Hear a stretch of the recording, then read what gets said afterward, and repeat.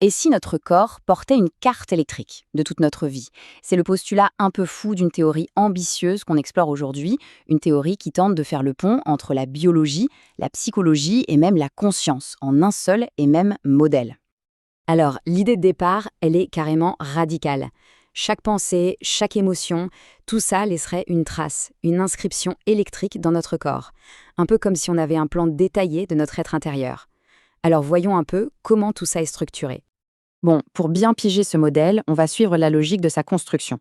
On va commencer par l'idée de base, ce fameux corps électrique. Ensuite, on verra l'outil qui a été créé pour le mesurer, puis comment ça se connecte à des théories de la psychologie, et enfin, comment tout ça s'imbrique pour former le métamodèle pyramidal et ses 4 grandes voies de régulation. Ok, alors tout part d'une idée qui est au fond assez simple mais vraiment puissante.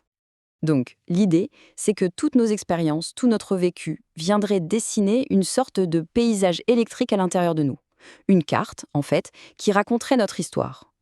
Bon, évidemment, la question qui vient tout de suite, c'est comment on fait pour lire cette carte? Avec quel outil? Eh bien, justement, pour répondre à ça, l'auteur de ce modèle a développé sa propre technologie, un outil conçu sur mesure pour vérifier si cette hypothèse tient la route. Cette technologie, elle se base sur un principe connu, la bioimpédance. En gros, c'est une méthode qui mesure la résistance du corps quand on fait passer un tout petit courant électrique, totalement imperceptible. L'idée, c'est que chaque tissu, le muscle, la graisse, les os, a sa propre résistance, sa propre signature électrique si on veut. Alors concrètement, comment ça marche? Eh bien, le processus se veut simple et pas du tout invasif.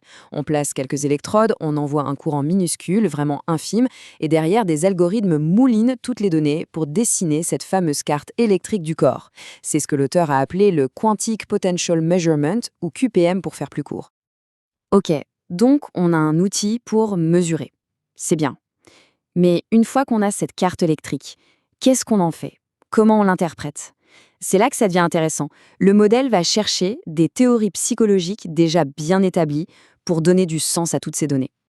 Le premier pilier, c'est la théorie assez connue du cerveau triunique de Paul MacLean.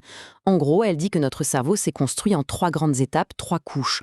On a d'abord le cerveau reptilien, le plus ancien, celui qui gère nos instincts de survie. Par-dessus, on a le cerveau limbique, celui des mammifères, qui est le centre de nos émotions et de notre mémoire. Et enfin, la couche la plus récente, le néocortex, qui s'occupe de la logique, du raisonnement, du langage. Le deuxième pilier théorique, c'est le modèle de Cloninger. Lui, il fait le lien entre notre tempérament et la chimie de notre cerveau. Il va associer des traits de caractère, par exemple la recherche de nouveautés, ou au contraire l'évitement du danger, à des neurotransmetteurs spécifiques, comme la dopamine ou la sérotonine. Et à ce modèle, l'auteur ajoute sa propre dimension, la stabilité biophysique, qui représenterait l'équilibre global de tout le système. Et c'est là que la magie opère, si on peut dire. L'idée, c'est que les données électriques recueillies par le QPM vont servir de ciment, de pont, pour unifier ces 2 modèles psychologiques qui, à la base, sont distincts. Tout ça va être fusionné en une seule grande structure cohérente. Le résultat de cette grande synthèse, c'est ce que l'auteur appelle le métamodèle pyramidal, une représentation visuelle en forme de pyramide qui essaye de modéliser le fonctionnement de l'être humain dans sa globalité. Alors, au cœur de ce modèle pyramidal, il y a une idée centrale. Notre système fonctionnerait selon 4 grandes voies de régulation. Elles sont différentes les unes des autres, mais elles sont toujours en interaction. La première de ces voies, c'est l'axe central. Imaginez vraiment la colonne vertébrale de la pyramide. C'est un flux d'informations vertical qui descend du haut vers le bas.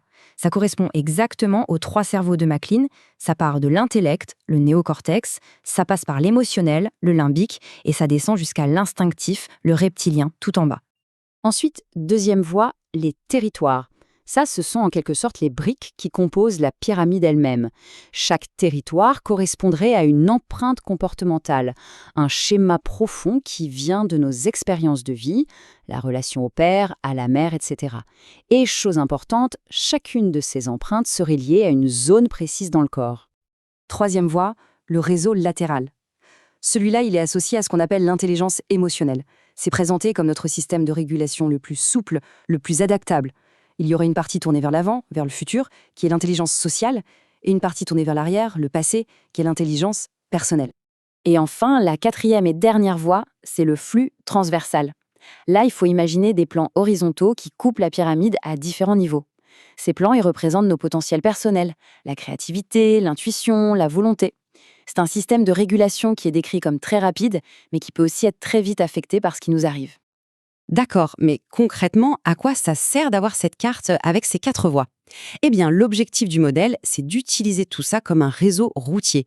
Si une voie est bloquée, disons à cause d'une vieille empreinte comportementale dans un territoire, l'idée, c'est de pouvoir prendre une déviation, d'utiliser une autre voie qui fonctionne bien pour contourner le blocage et rétablir l'équilibre global. L'auteur résume ça avec une analogie assez parlante qu'il appelle une sorte de loi de la conscience. Il dit que parfois, pour réparer le démarreur d'une voiture, il faut peut-être changer le pot d'échappement.